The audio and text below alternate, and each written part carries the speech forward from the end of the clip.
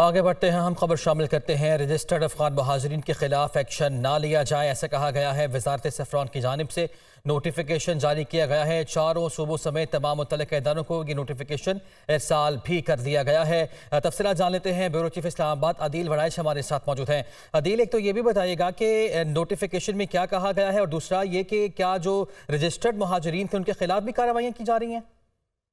जी, एक ऐसा तासुर था कि शायद रजिस्टर्ड अफगान महाजिरीन जिनके पास प्रूफ ऑफ रजिस्ट्रेशन है पाकिस्तान में, या अफगान सिटीजन कार्ड है जो नादरा की जानिब से जारी किए गए हैं कार्ड्स, तो उनके खिलाफ भी कार्रवाई हो रही है। एक तासुर ये बन रहा था और ये एक मैसेज जा रहा था दुनिया में कि जो पाकिस्तान ने गुज़िश्ता 43 साल से बड़ी बेहतरीन मेहमान नवाजी की है अपने अफगान भाइयों की, लेकिन उसका उलट तासुर जाने लग पड़ा।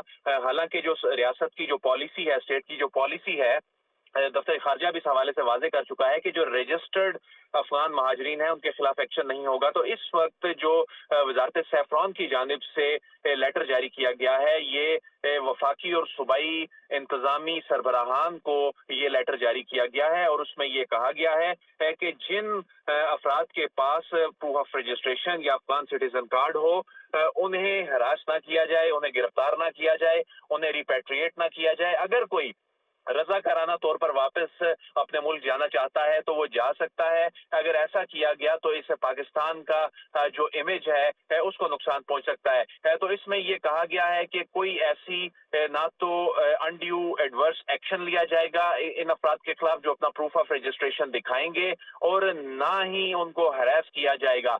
तो इस हवाले से एक स्पेसिमन जो कार्ड्स के और जो प्रूफ ऑफ रजिस्ट्रेशन के हैं वो भी तमाम इंतजामी सरबराहान को भिजवा दिए गए हैं। और ये भी वाजे कर दिया गया है गवर्नमेंट की जानिब से कि जो इलीगल जो यहाँ पर गैर मुल्की शहरी ठहरे हुए हैं उनके हवाले से जो सिर्फ उनके डेडलाइन खिलाफ कार्रवाई की जाए। शुक्रिया आपका आदिल।